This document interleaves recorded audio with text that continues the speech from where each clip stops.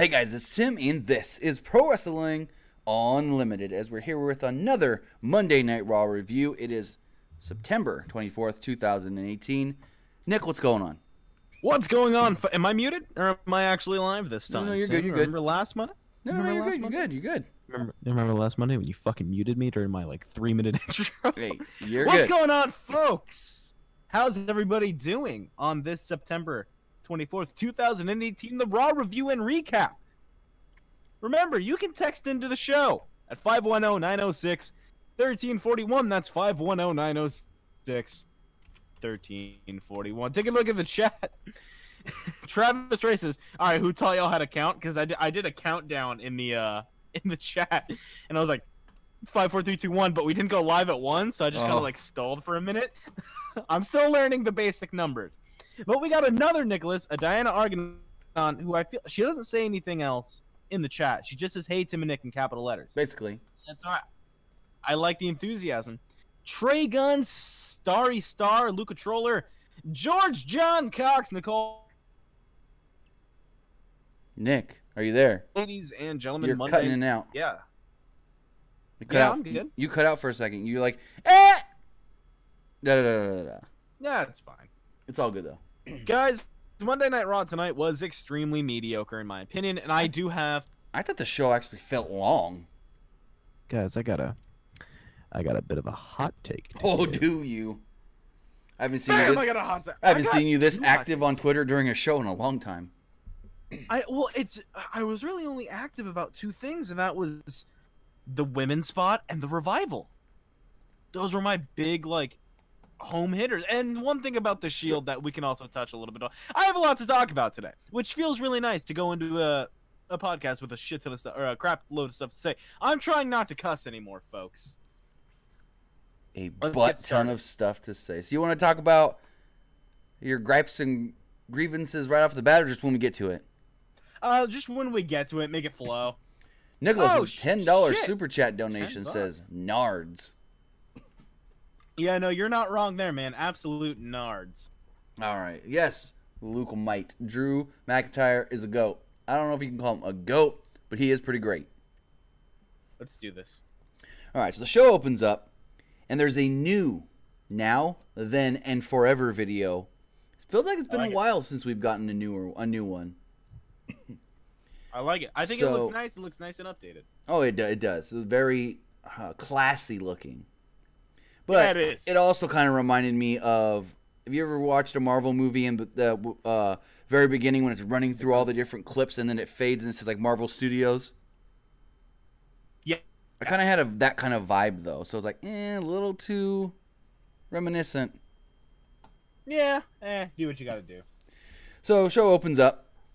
And Baron Corbin greets Stephanie McMahon coming out of her limo. He starts singing her happy birthday. Then he's stopped by Triple H. Stephanie had something to say to Corbin. So Triple H left knowing how awkward it was going to get. Stephanie wondered about Corbin putting himself in a title match last week. Corbin tried to blame the Shield, but she didn't care and told him to find two partners to face the Shield tonight. She told him to take care of business, or she may have to bring Kurt Angle back sooner than anticipated. Yikes. Yeah. So going out to the ring, do the normal intro with Michael Cole saying they're in Denver in the Pepsi Center, and the Shield comes out through the crowd. Big reaction. Dean Ambrose called them the three workhorses of the WWE, which you can say Dean is a workhorse because I think it was 2016. Dean had worked more matches than anybody in the entire company that year. Because at one point when he was the WWE champion, they had him working both Raw and SmackDown live shows in the same day one time. A couple times, actually. Could you imagine trying to do that? Yeah, no. Crazy. That's intense. I complain about working 2 days in a row. He'd work for 4 hours. He'd work a house show and then get to the next house show the same night for whatever the opposite brand was, and be there by the end of the show to do something. He did it for, I think, a month. Might have been. That's intense. So, he called them the three workhorses of the WWE, which going back to Dean really fast, I mean, barring this last injury he had, the tricep injury, He had never been injured before while in the WWE, and that's a pretty lengthy record, you can say, because most guys, you know, when did we first see the Shield? 2013, 2014? Mm-hmm. And for him to not get injured throughout that entire time, and not counting all the time he was in NXT and FCW, he was never injured either. So, I mean, yeah, you could say Dean was due for an injury. But anyways, going forward, called them the workhorses. He said, while they have lost a few battles, they've always won the war. Roman began talking, and the crowd began to boo. Seth was then laughing. Found it pretty humorous. I don't blame him. Reigns said that they all need to do was show off. All they needed to do was show off their titles. Then he and Rollins raised their belts while Ambrose stood there watching, which was kind of like a theme of the night. Okay, so I got something to say about that. Everyone's saying, "Oh, look at the way Dean looked. He's so gonna turn on them." All right, listen up. No, he's not. He's not turning anytime soon. It's way too early. Not only is it way too early. I know the exact reason they have Dean looking like he's seeing 900 other people inside of that one ring. Why? He's been looking like that since he came back. And the idea of it is to, yes, get you thinking, okay, this looks like he's going to turn on him. Is he going to freaking turn on them? We don't know. So that's what's going to make you keep watching Raw and watching the pay-per-views and waiting and waiting and waiting. It's not going to happen anytime soon. These guys just got back together. The merch money is through the roof. They're going to Super Showdown. They are missing. Hell, they would miss. They're selling Shield shirts at Walmart in Canada. Exactly. They are missing. They would be missing so much if they already had this Dean heel turn. He's not going to turn anytime soon. Oh, yeah. They have a lot of plans, and that's just, it's a fact. I don't understand why people are so high and mighty about, yep, he's turning, he's definitely turning, because I understand that he deserves it. I understand that he needs a direction to go. He can't just be Shield forever, and he's not going to be Shield forever. Eventually, it'll probably him being the one who turns, but it won't be anytime soon. They need to establish, A, that he's back, B, that he can wrestle in singles matches, C, that he has a reason to turn, as in, who is he going to go after? He's going to go after Roman in the Universal title or Seth in the IC title. All of those factors need to play in. They just can't have a willy-nilly turn and that be the end of the story. And they kind of talked about that during the main event when I think it was Michael Cole mentioned that, you know, Dean Ambrose has had success, but his best success came when he was just a singles guy away from the Shield. Exactly. I mean, he was the U.S. champion when the original Shield was around, you know, when they were their first run. But, I mean, after that, he was WWE champion. He was Intercontinental champion. I think those are the only two titles he's won since. But either way, well, wait. No, yeah, never mind. Yeah.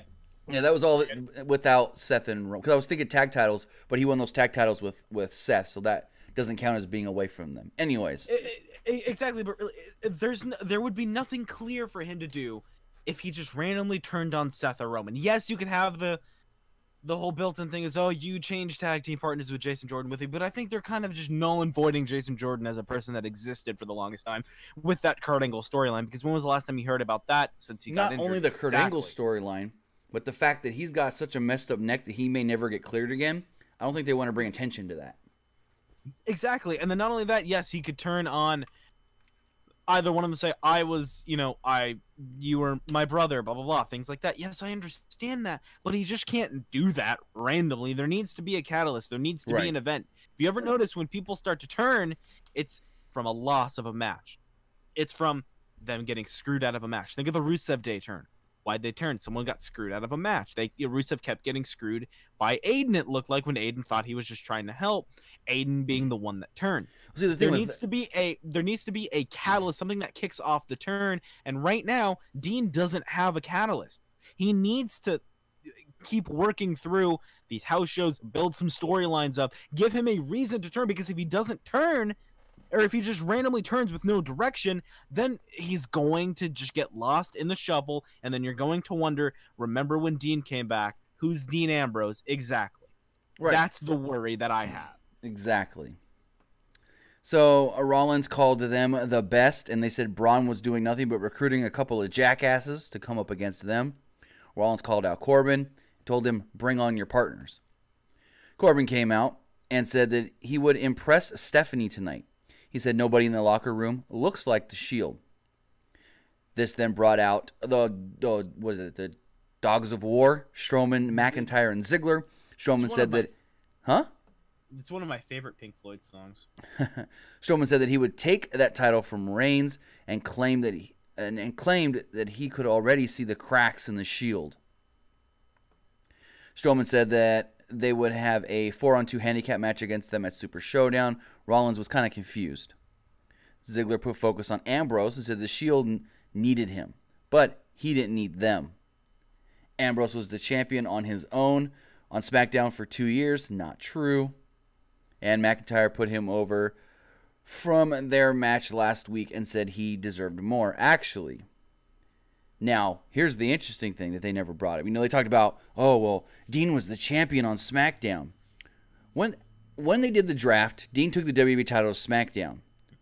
Do you remember who Dean's first real defense was as the champion of SmackDown? Was it AJ? No. Think SummerSlam, before AJ.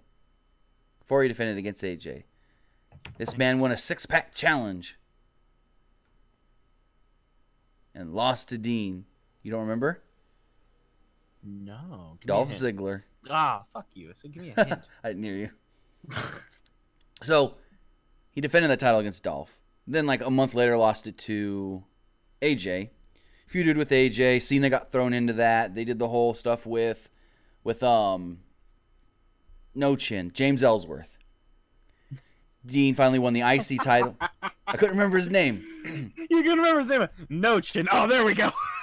Dean finally won the IC title. And who did Dean feud with at WrestleMania 32 and have a pre-show match with over the IC title? Oh, God. Big banter, Cordy Bond. Yep. But I don't think they'll ever mention any of that. I mean, they mentioned he was a champion on SmackDown for two. No, he had a title for most of a year, but he wasn't a champion for 2 years or anything. But anyways, McIntyre put over Dean Ambrose for the match they had last week. Ziggler said Ambrose had sacrificed himself for his partners, but there's nothing to show for that.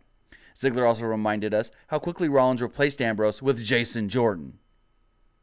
Ziggler offered Ambrose a spot with them and said that it would guarantee him probably a shot at the IC title. Because, you know, if you turn on them, then you can challenge. Exactly. Which, like I said... So let's talk about... Which, like I said, and you said it was too soon. So, basically, they wanted to fight the Shield right now, and Ziggler or Baron's like, no, that ain't going to happen. You two have to defend your titles later, so I'm not going to risk that. And I've already got a match against them later. Yep. So, he basically sent them to the back and said, we'll sort this all out later. Yep. You were going to say? So, I was just going to say, let's talk about the first match on the show. First match on the show. Finn Balor with Bayley against Jinder Mahal with Alicia Fox and Sunil Singh. And yes, Bayley gave Sunil Singh the Bayley to belly on the outside. Did that Bayley to belly look kind of like messed up to you by any means at all? Doesn't that look weird when she did it? Or was it just like, just me being a little too cynical right now? It was... yes, Hero X, it was WrestleMania 33, not 32. I apologize. Ooh, 2 matches announced for next week's Raw. Yeah, nothing really there. No offense. No, I think what made it look weird is usually like when Bayley hits that move, her like opponent's standing still, she grabs him and throws him, but Sunil Singh was kind of like in a forward motion when she caught him. And then she came down and she didn't just like spin and come down. She kind of like spun around and then just almost dead weighted down when she slammed him down on the outside. Nothing that I haven't seen her, like I've seen her do it like that before, where she kind of just put more momentum into it, I guess you can say. Mm-hmm. But I think that was the thing that made it look a little different, was he had like forward momentum coming at her when she caught him with it, other than normally like she'll, like her opponent will be standing there, she'll spin around, catch him, and then hit it. So basically 30 seconds into the match, Mahal put in on a chin lock. Balor hit him with a drop kick and a flip dive. After a break, Mahal was back in control. Balor came with another drop kick, forearm, foot stomp, and an enziguri. At one point, Alicia Fox went after Bayley, but Bayley knocked her down. That's when Sunil Singh got in her face, ran at her, and hit the Bayley to belly, like we stated. Mahal was then distracted So Balor rolled him up and got the pin. Crowd was happy for Balor to finally get a victory. And then after the match, this was kind of weird. I didn't expect this. So Mahal goes and he shoves down Sunil. The crowd starts chanting, "You suck." Excuse me. Mahal and Fox. So Mahal and Fox get in the ring. Sunil gets in the ring. They're like fighting, and then they sit down. And they start doing their Chauncey. And Sunil was kind of reluctant to join him. So maybe this could be finally Sunil Singh, Samir Singh when he comes back, finally leaving Jinder Mahal and doing something better. Do you remember who was in the first ever match on 205 Live? Those two in a tag match. Singh brothers. Put them Singhs back on 205 Live. Yeah, why not? That sounded kind of racist. My bad. Anyways, I mean... Just sounded a little racist. I'm not even going to bring it back up. You want to go to the next match, the 10-minute women's 6-man tag? I'm going to tell you this right now. It was the Bellas and... Natty.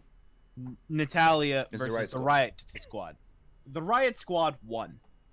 Yes. But what I want to talk about is the spot that shocked the wrestling world tonight. Can we play a clip? I have it.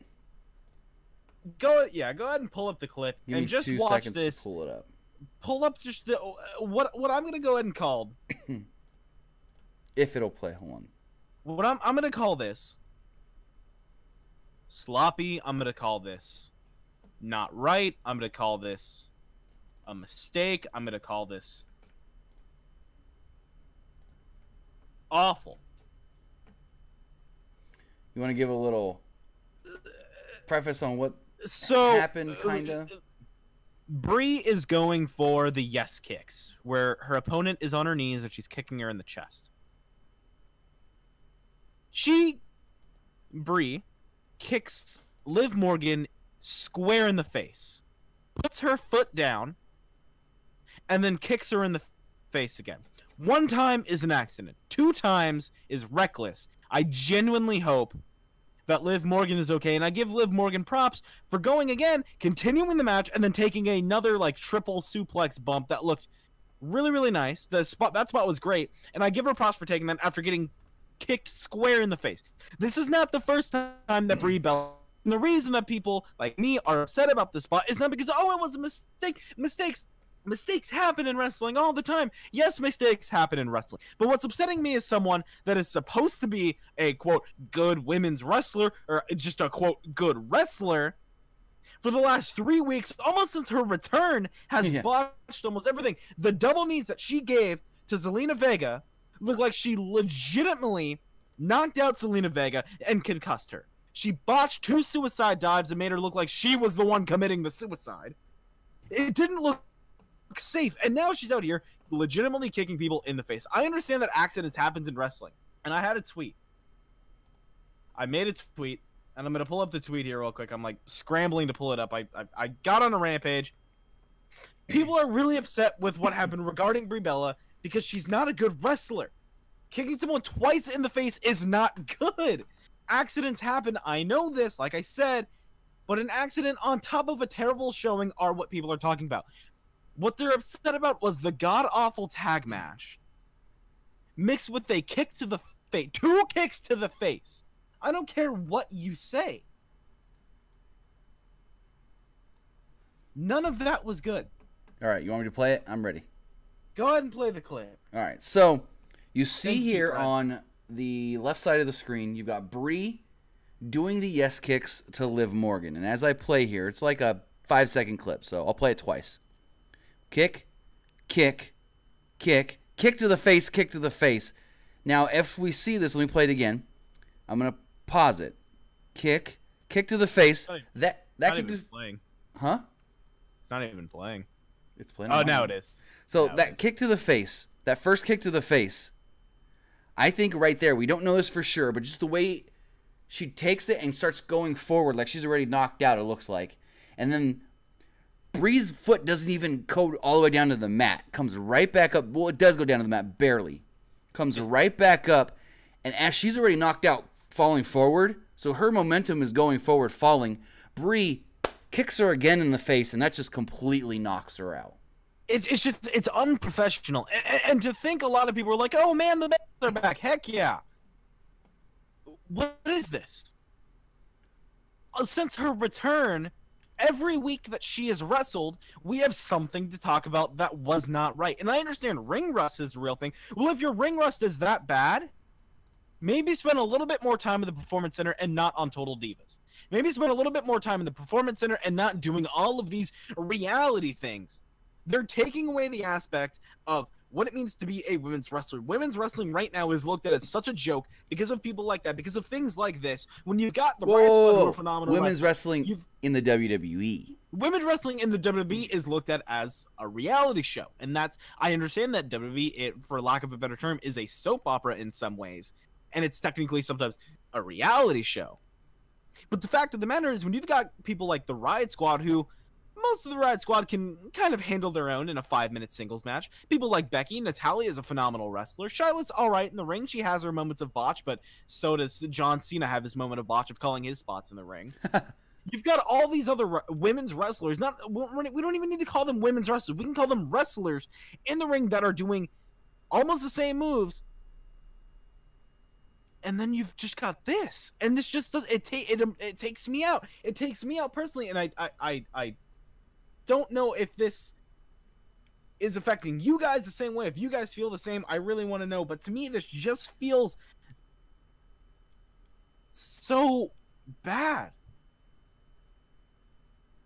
You know, it was just like, doesn't feel right. It was just, I don't know, but you can tell for the rest of the match, Brie did have a concerned look on her face. I would too. Okay, if you and I were hanging out and I legitimately kicked you twice in the face, I'd be like, "Oh, yikes, you good, fam?"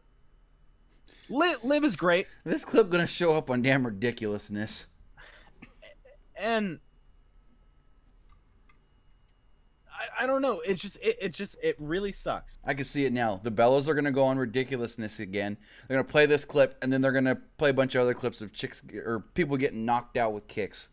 We them boys says, "Oh my God, stop crying, Lord." I don't, motherfucker. Whoa, motherfucker. I'm sorry for cussing, but Jesus Christ, you think, "Oh my God, stop crying"? Yeah, you seem like the kind of person that would take to Twitter and go, "Oh, this women's match sucks, but man, I love this Jinder Mahal match." Hey, man, that's you. If you want to be stupid, that's you. You're entitled to your opinion. I don't run the WWE. I'm not Vince McMahon. I'm not Triple H. What you say to me does not matter. But what I'm saying is that this is not, it just wasn't good tonight. Basically, you're saying when Brie goes out there 3 weeks in a row and botches every single time, and not just that, I mean, we're just talking 3 weeks in a row on Raw. Not even talking about like that knee she gave Zelina Vega a couple weeks when Zelina was up against the ropes. Oh, don't even get me started. We're not trying to just talk crap on Brie Bella. It's the fact of, if you're going to be gone for so long, don't just say, "Oh yeah, I worked out a little bit with my husband in the ring to help him get ready for his, and now I'm good to go." You know. I mean, look at Maurice. It just kind of sucks. I mean, look at Maurice. Maurice hadn't wrestled since WrestleMania against Nikki and John. We know that she really didn't train much leading up to that Hell in a Cell match, and that was fine because she didn't do much in that match or that match on SmackDown. And it's just like, I can tell in that mixed tag match, Maurice knew her limits, and she played to any possible strengths she may have had. She didn't do more than she thought she could have done. And Brie has been trying to do a little more than even we saw before when she was on the road every single week before having a kid.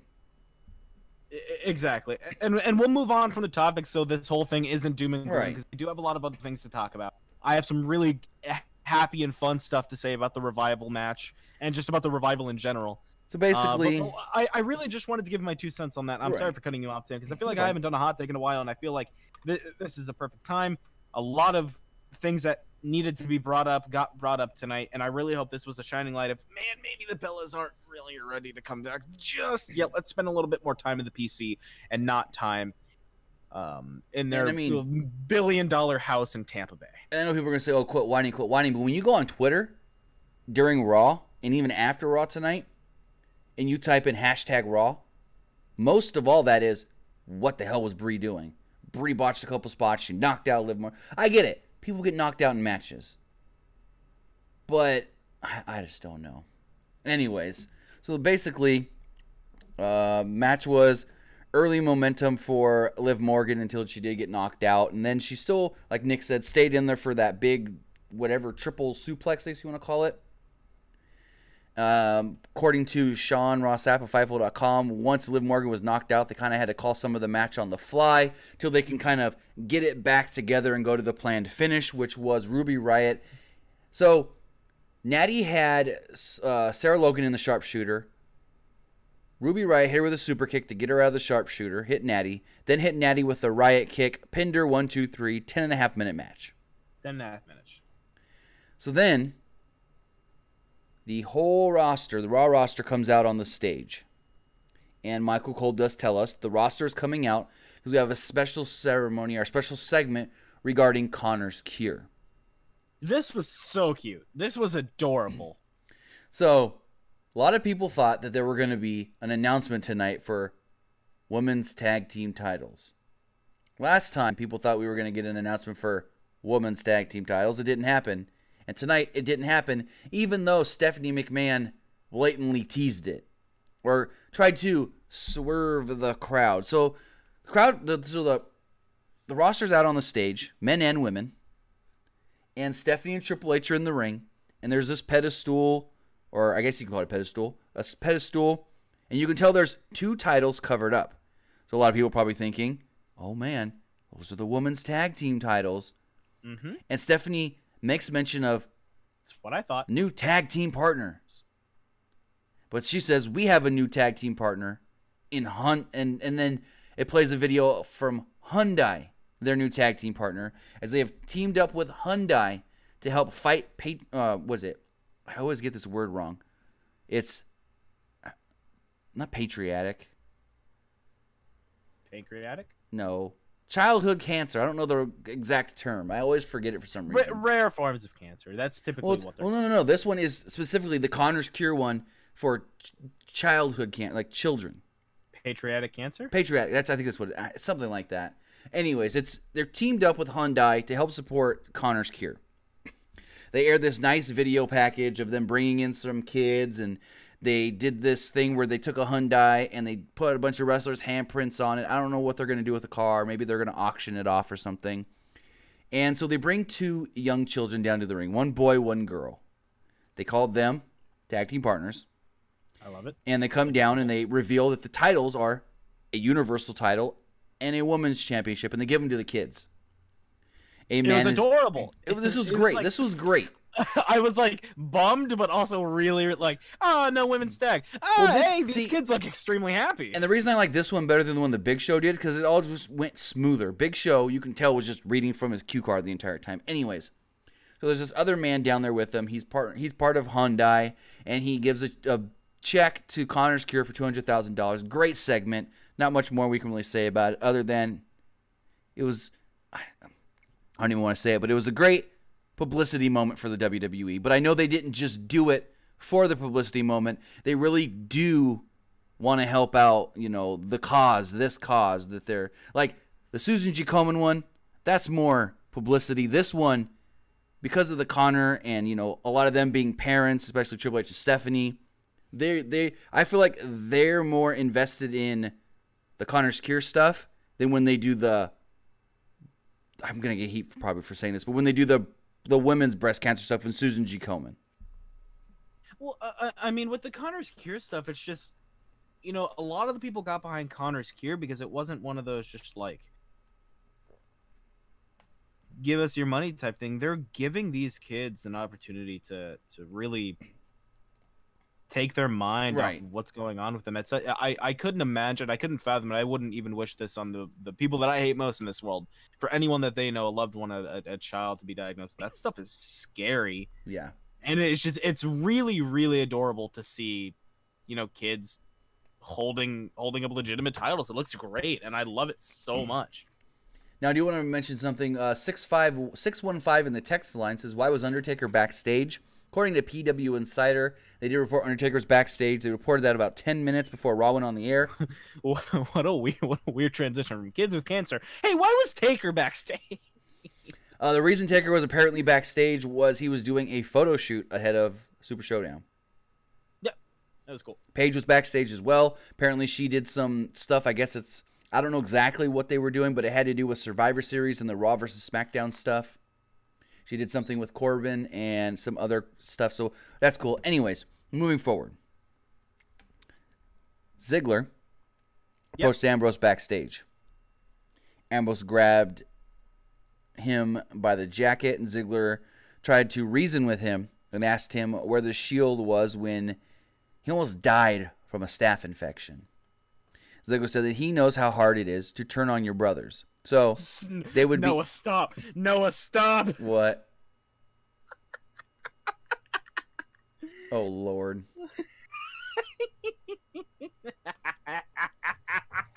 Make-A-Wish Foundation, I want to be a druid. Oh, I'm going to fucking hell. See you later, folks.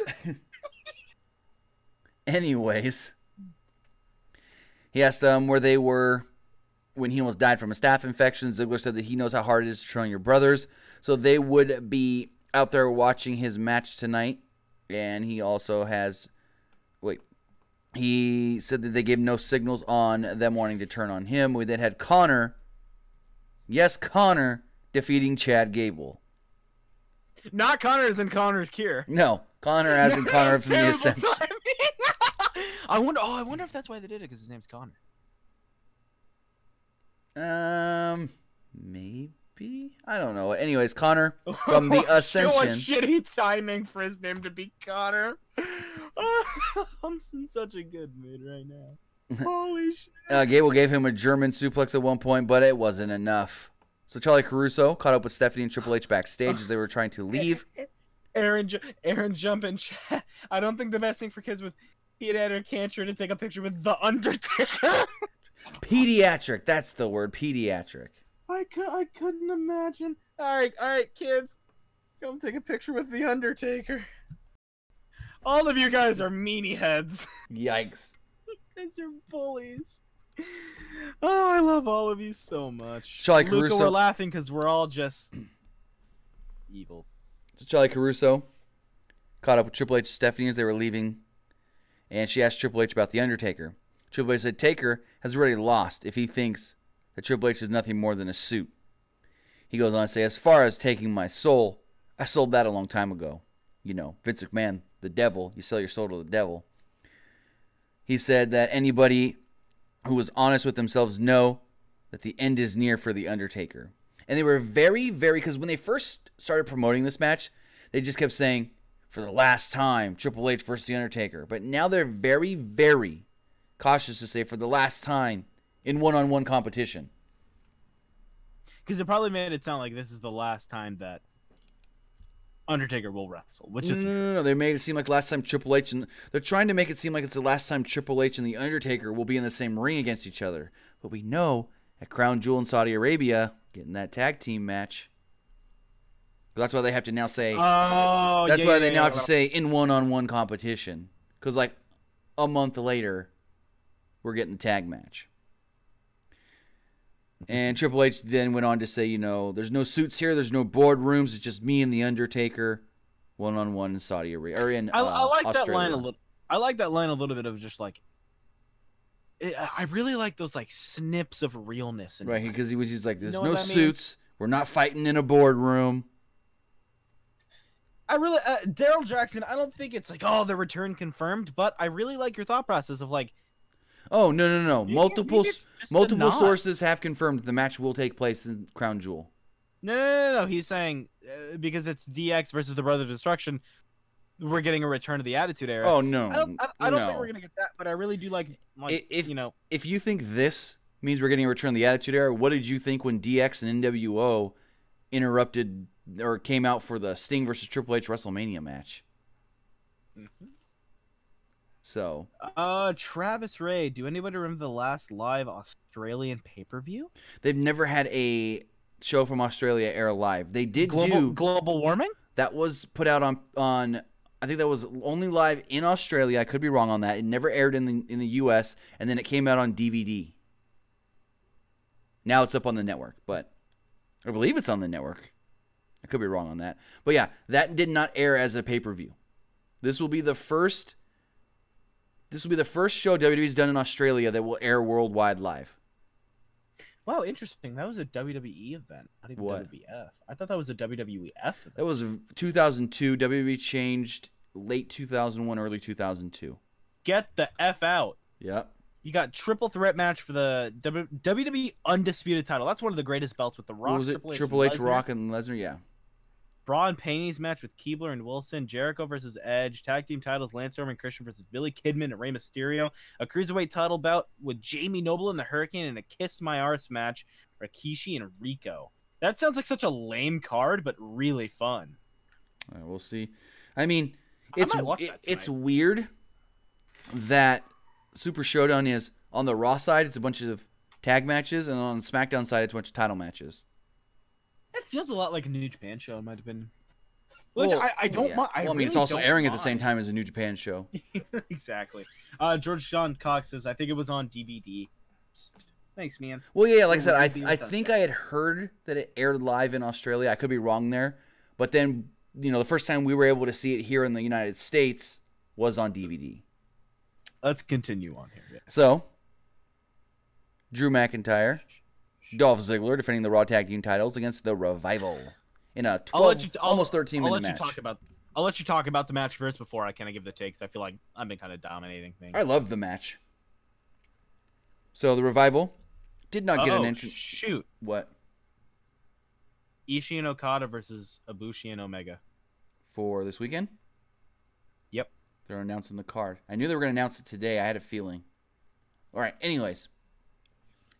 So, Rival didn't get an entrance on TV.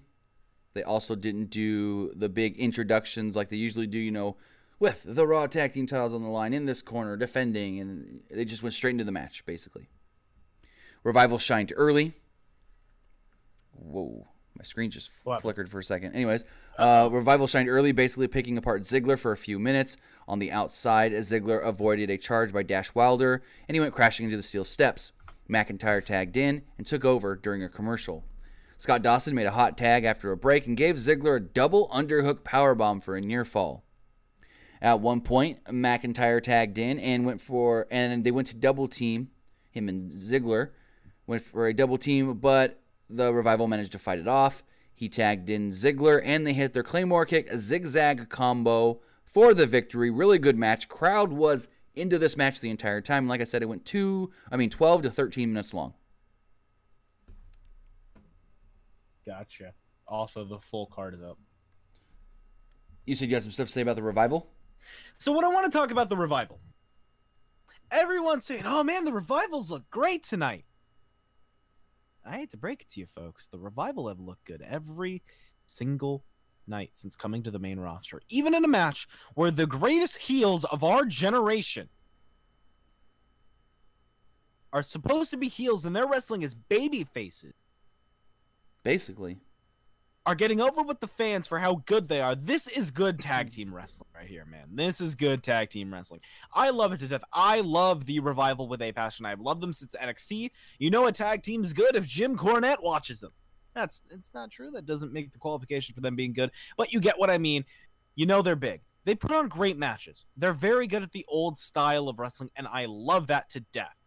This match was phenomenal. I'm not upset about them losing because this didn't make them look like geeks. This made them look like legitimate competitors that just slipped up. And that happens. This match was great. Tag team wrestling is still alive. It's still breathing, man. And I love it to death. Aww. Let's take a look at the chat here real quick. Jay White and Cody are no longer main eventing. I know. The other thing is, it was a tag match. Anyways. Jimmy Garciano, I think? Graciano.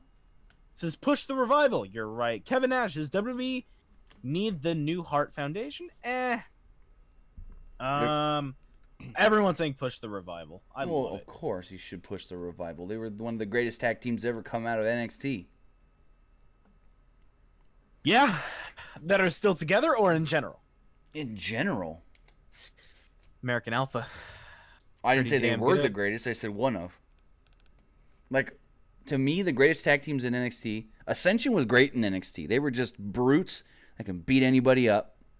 You know who else was great in NXT? Who? What were they called?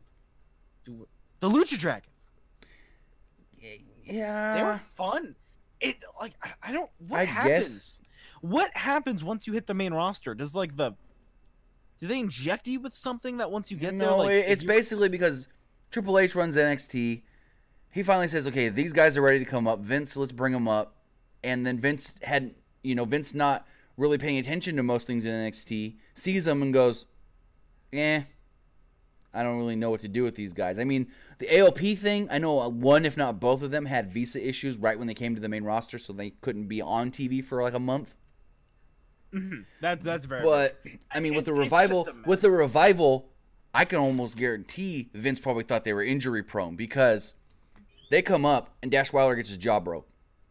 He gets cleared and Scott Dawson gets injured. Mm-hmm. It's kind of like the Finn Balor effect. Finn comes to the main roster and Vince is all ready to make him the champion on Raw.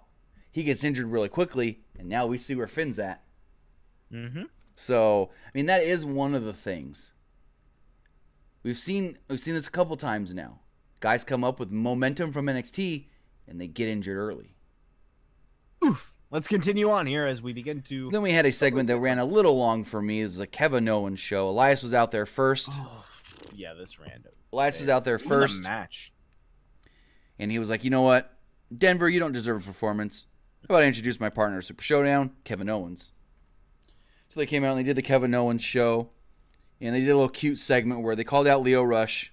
Leo came out on the stage and they were like, Leo, hey, come down to the ring and we've got a chair for you. Oh, wait, hold on. We've got this. And they put a booster seat on the steel chair. And he's like, you think I'm dumb? I'm not coming down there. I may be only 23 years old, but I'm not that stupid to come down there and fall for your tricks. I'm not really a big fan of Lio Rush. I feel like he's just too like, oh, hey, look at me, bro. Hey, swag. 420 blazing. Hey, follow me on Twitter at XX_PussySlayerXX. Like, he just feels too like, he feels like a high school student in some ways. Like, he acts like a high school student, but his mic skills, like, God, he's good on the mic. Right. He's really, really good on the mic. So basically he was just like, I'm not coming down there. I'm not stupid. You guys are just trying to bait me. And I'll just say, you, Elias, got a rematch with my man, Denver's own Bobby Lashley. He's stealing my thing. What? My guy? My man? Oh, Lord. I got some questions for you, Mr. Rush. I'm kidding. So Lio Rush, he's got a lot of promise. He's got a lot of charisma. Dude, he is literally just a ball of charisma. The way he moves, the way he talks, the way he kind of carries himself. He's very confident in himself, and yes, and you can tell that. I gotta say, I like it, man. I gotta say, I like it. Hell of a kid, hell of a talent. So, like I said, segment went a little long. It was a little dull for me. Match felt the same way. Very, very weird flat finish.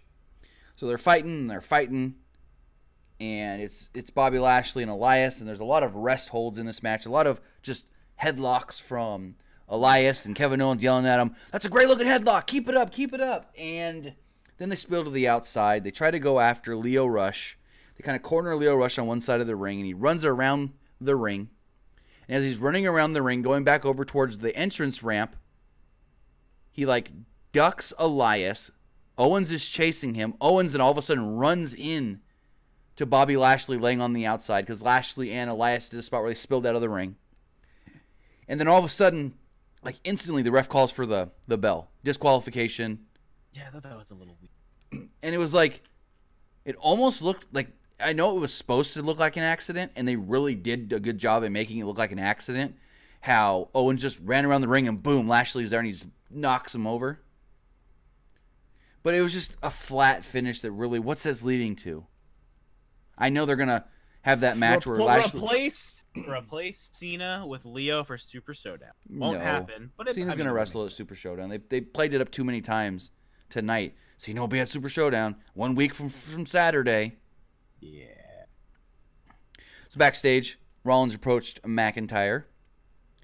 He said that Ziggler was the weak link in their team, and they were only using Drew McIntyre. He said Braun doesn't really care about you guys. He just needs you guys. After Rollins left, Ziggler said, hey, what was that all about? And McIntyre walked off saying, don't worry about it. So then, Nia Jax came out, and she took on Alicia Fox. It was an okay 3-minute match. Mm-hmm. Fox was on offense briefly, but Jax won quickly with a Samoan drop. Crowd, these last 2 weeks since Nia Jax came back from her little hiatus, crowd has just been all over loving Nia Jax. Oh yeah. So, Oh, yeah. I mean, it's always an easy way to revamp a character. Just have him go. Yeah. Once people start getting the memory of, hey, where's Nia Jax? Hey, there's Nia Jax. This is great. Let's love her again for a couple weeks. And I mean, this couldn't be a better timing either with Nia up for that People's Choice Award and the crowd behind her the last 2 weeks. It's like, damn, what a coincidence. Like, I know you can say, oh, well, WWE, but they can't, they can't predict that the crowd's going to cheer for Nia the way they have been. And so it just looks good going into them People's Choice Awards where they're just like, these crowds have been behind Nia every single week since she returned. Maybe these crowds can vote for her and help her win that Game Changer award. Just a good coincidence, and it makes it look good on the WWE. Mm-hmm.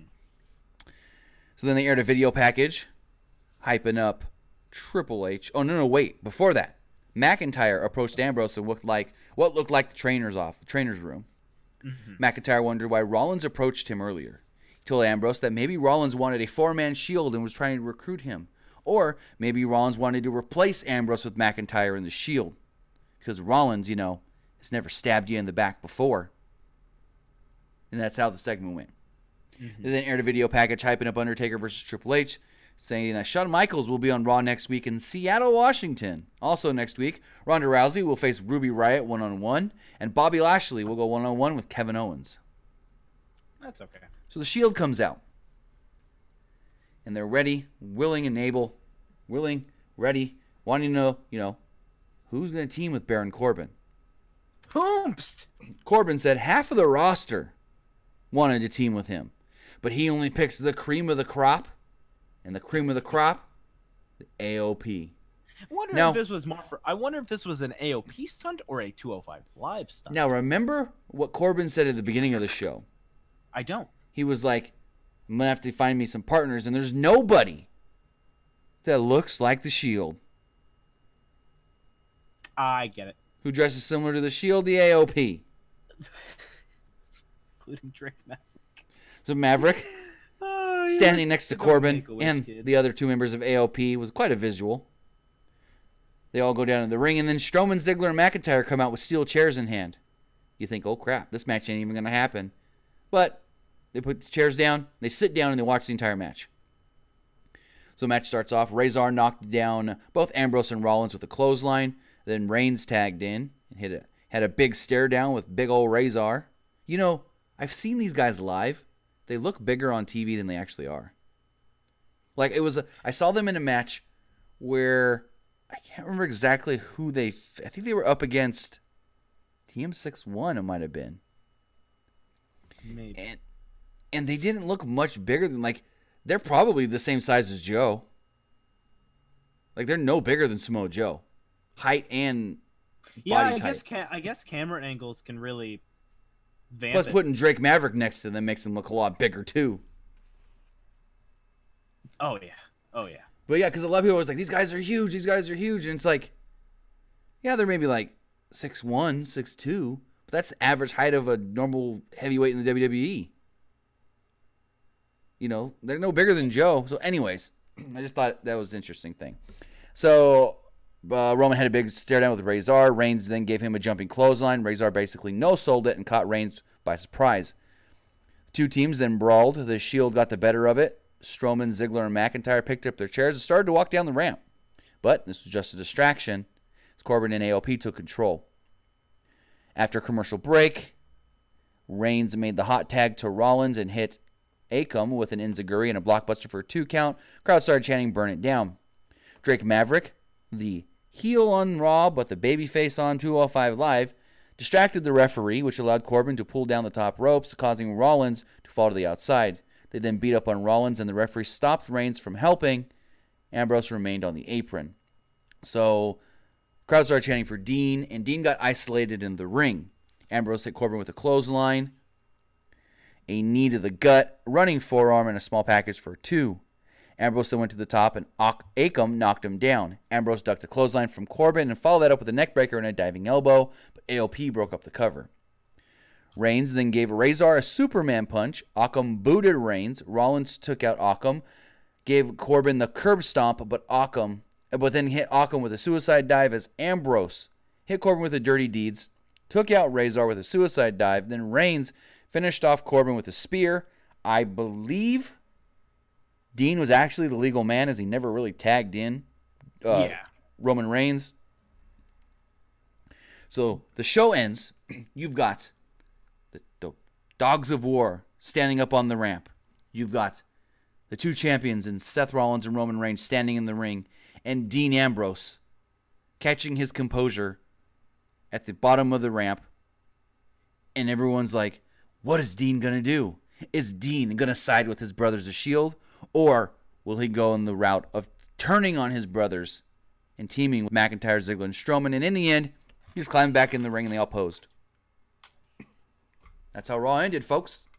Yeah, ladies and gentlemen, thank you for tuning in to the Monday Night Raw review for September 24th, 2018. I have been Nick. You can follow me on Twitter at PWU_Armstrong.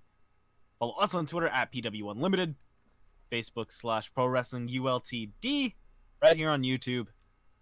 Check out our friends over at Fightful, Fightful.com, and at Fightful Online. Love those guys to death. Such great folk. Tim, where can they find you? Find me on Twitter at TimmyBuddy, and been alerted in the chat that Roman quickly tagged Dean. It was like he just slapped him on the back for the tag. I actually missed that. So sweet. He was a legal man. Ladies and gentlemen, thank you so much for tuning in. We'll be back tomorrow after SmackDown Live, Wednesday at 9 p.m. Pacific. And also, you want to tell them about this weekend, or you want to? I will wait. Well, I'll just say we're going to Fighting Spirit Unleashed. We'll have some cool videos from there. Going up this weekend, we'll have a vlog of our trip. It's going to be a New Japan heavy weekend from Friday to Monday, just so you guys know. Oh, and we're gonna be having an interview coming out on Thursday with a certain independent wrestler. Sir, I texted you last night about that, right? I responded and you didn't respond. I saw your text and forgot to respond, but yes, we're talking to him Thursday. Well, I got that, but okay. Anyways, it's gonna do a post recording in the morning. Right. Okay, folks. I can't wait for you guys to hear that. We'll talk a little bit about it more on Wednesday. Who do you guys think it is? Who do you guys think it is in chat? Let us know, and we'll see you guys later. Have a good one. See you, folks.